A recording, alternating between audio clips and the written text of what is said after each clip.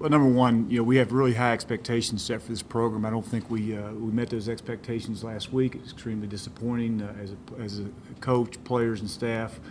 We got to work extremely hard this week to make sure we play up to the standard this coming Saturday. Coach Solich is an excellent coach. His team will be well prepared. I know we played him 53 times. It's a great rivalry playing for the Bells, so they're going to come up here ready to play. We got to make sure we do a great job preparing this week so we can play up to the standards we expect of this football team on Saturday. There's not very many teams in America that can overcome turnovers, and we're sure as heck not one of them. There's probably one or two in America that can overcome any turnovers, and when you turn the ball over 5 times, you can't win football games. So that's an area we got to really work on this week, and we have to get those corrected to be a good football team.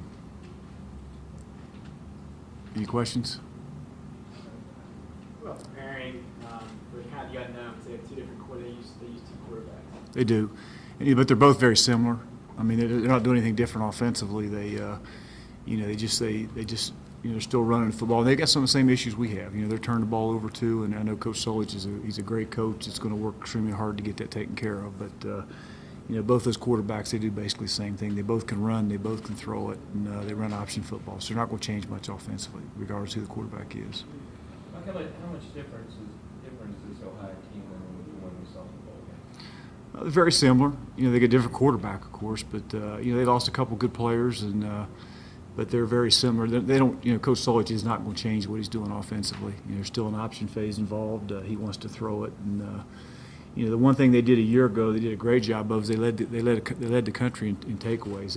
I think they had 37 takeaways defensively, and that's just a sign of a well-coached team. He's had a well-coached team wherever he's been. And Ohio University is no different. They're no different. They did that even against Ohio State. They had a couple of interceptions. They did. Blocked the punt. They did. Blocked the punt and had 2 interceptions, and that's just the trademark of their defense. They play extremely hard. They're well coached, and they'll come in here ready to play on Saturday. Even from outside the area, it's clear to see you're a better football team than the record indicates. Sometimes, though, it's tough as a coach to maybe convince players that you are beyond that 0-3 record. Do your players still have a good confidence about them beyond what the record might indicate? Well, our kids haven't wavered. I mean, they've been great. They've done everything we've asked them to do, and we just have to stay the course and don't flinch. We're not going to flinch as coaches. They're not going to flinch as players, and we just got to continue to prepare and get better as a team. And go back to work today, and we went back to work on Sunday just like we always do, and we'll prepare. We don't prepare any different for any teams. Whether it be Ohio State, whether it be West Virginia, whether it be Bowling Green or Ohio U this week, our preparation stays the same, and we're going to stay the course because what we're doing is right.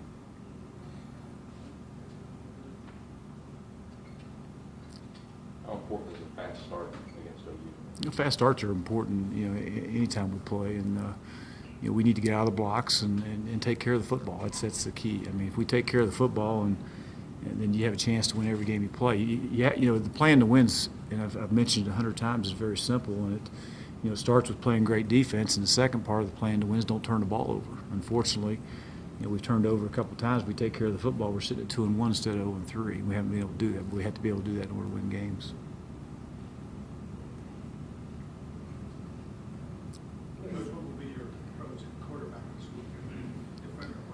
Well, the interceptions, and they're unacceptable.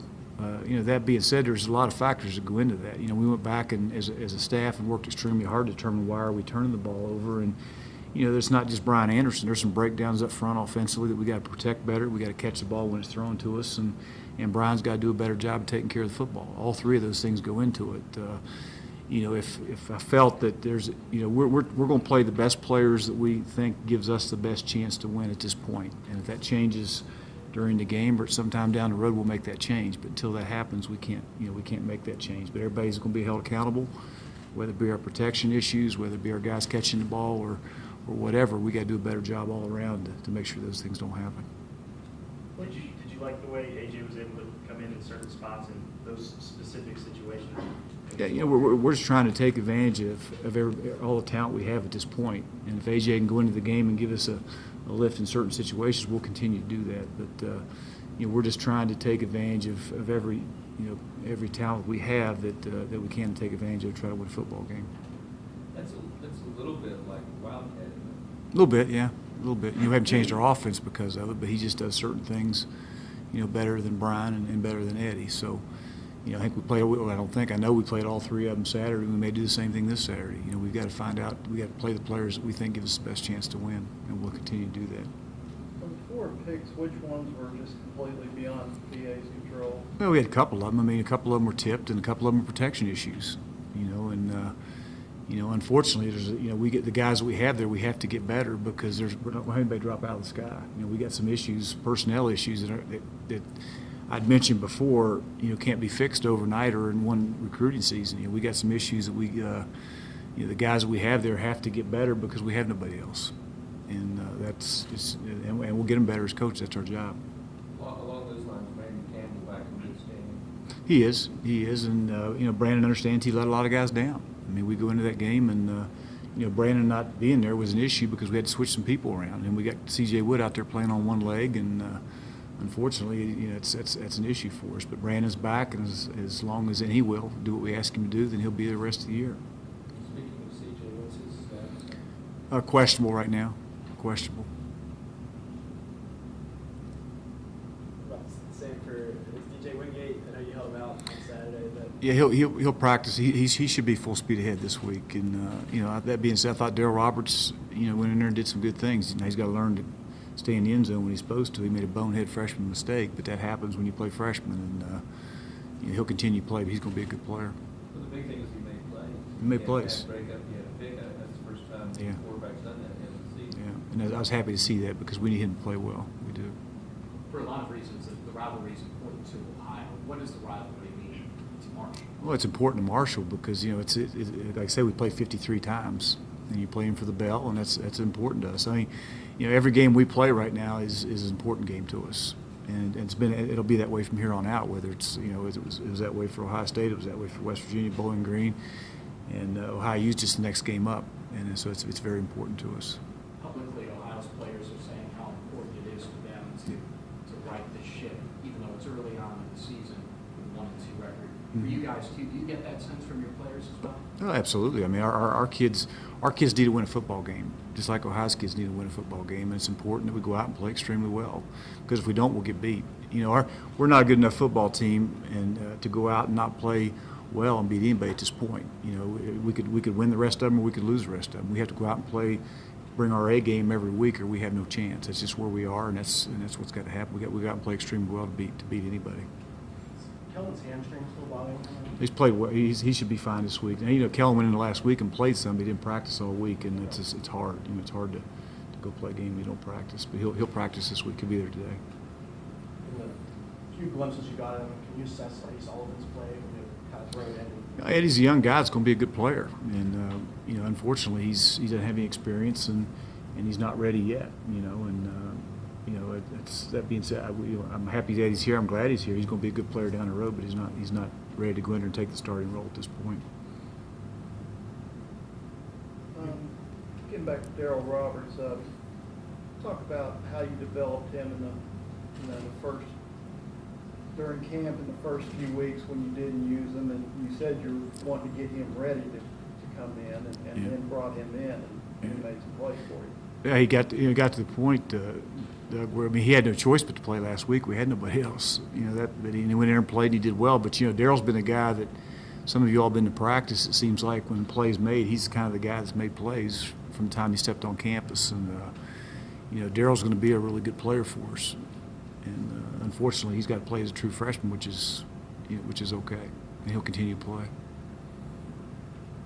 You have a couple true freshman receivers, Demetrius Evans, Jermaine Kelson. Need to play more. Those guys need to play more. Our issue is right now we got 2 wideouts outside that have played about every snap, with Wilson and Dobson have taken about every snap, and they're playing too much. We get into the fourth quarter, they got to be able to go, and they played 80 or 90 snaps or whatever it's been.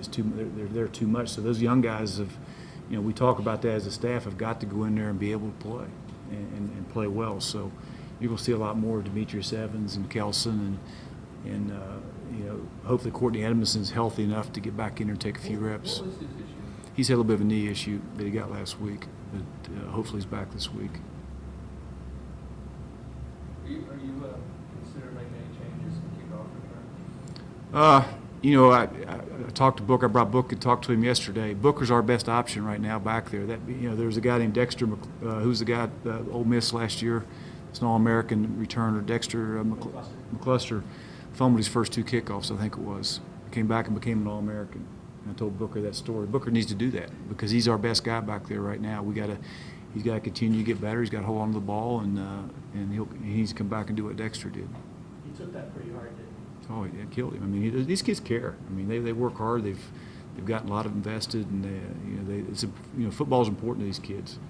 And he did take it hard, yes. I mean, sometimes you can do everything to protect the ball. If that happens. Well, and it's the same old deal. I mean, whoever blocks the ambush guy's got to get him blocked too. So it's it's inexcusable to put the ball on the ground. That being said, whoever's guy hit him, he's got to get. It's on him too because it's important he gets that block. And it's kind of a fine line because I really thought Hayden actually fumbled Ohio State kickoff. Now I thought the W game was a tentative back there then on his returns, like he's kind of tentative, like thinking, oh gosh, I can't fumble. You can't have that either. No, you just got to go play. I mean, I see guys making $1 million a year put it on the ground, and we got to work extremely hard. That doesn't happen, and we do that. We spend a lot of time on ball security drills, and we'll continue to do that because we have to eliminate turnovers. We have to, whether it be interceptions, whether it be putting the ball on the ground or whatever. We have to eliminate them. Along those lines, Booker reels off a real big run for you. Was he running with more authority from the backfield in this particular game? Oh, I don't know about that. Booker's a talented guy. If he gets in space, he's extremely fast and can go the distance. And he just he had an opening there and he took it. But Booker's a good player. Those guys are good players. He'll be fine. What about their defense in particular? Noah Keller, I mean, guy that kind of reminds me of Mario a little bit. He did a lot of things in linebackers. Very active. He's very active. He plays extremely. One thing you can tell about that defense when you turn the film on, they play extremely hard, and they look like they love the game and they get after it. But he's a really good player. He is. He's probably to their defense. Not probably. I'm sure he is to their defense. What Mario is to ours. He's their leader of their defense, and he does a great job. Along the same lines, apologize for the media day asked question, but about Mario, you look at his specs and you look at the stats. Freak, I guess, kind of comes to mind in a good way.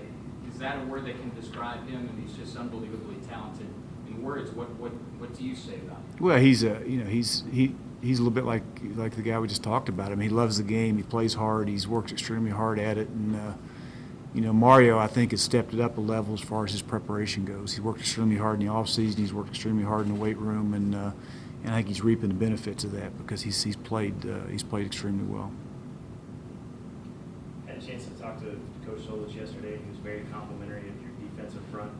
How important is it for you on Saturday to get that pass rush going early against a team that can turn the ball over?